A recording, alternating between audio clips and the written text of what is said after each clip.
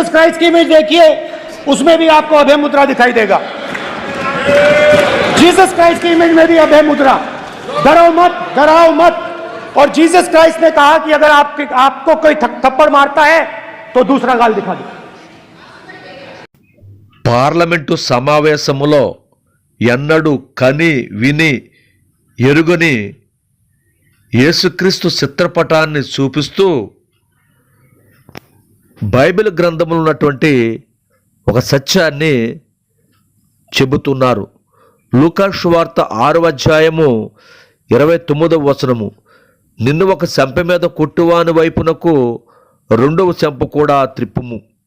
అంటే యేసుక్రీస్తు సత్యాన్ని బోధించాడు, అసత్యాన్ని బోధించలేదు. హింస లేదు, అహింస సిద్ధాంతాన్ని బోధించాడు.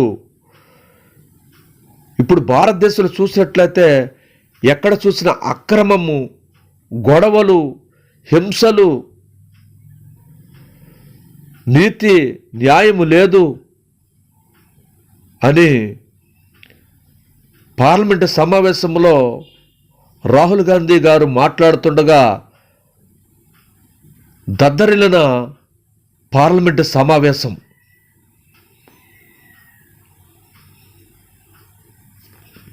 जीसस क्राइस्ट की इमेज देखिए, उसमें भी आपको अभय मुद्रा दिखाई देगा। जीसस क्राइस्ट की इमेज में भी अभय मुद्रा, डरो मत, डराओ मत। और जीसस क्राइस्ट ने कहा कि अगर आपको कोई थप्पड़ मारता है तो दूसरा गाल दिखा दो। मोदी जी ने अपने भाषण में एक दिन कहा कि हिंदुस्तान ने किसी पर आक्रमण नहीं किया।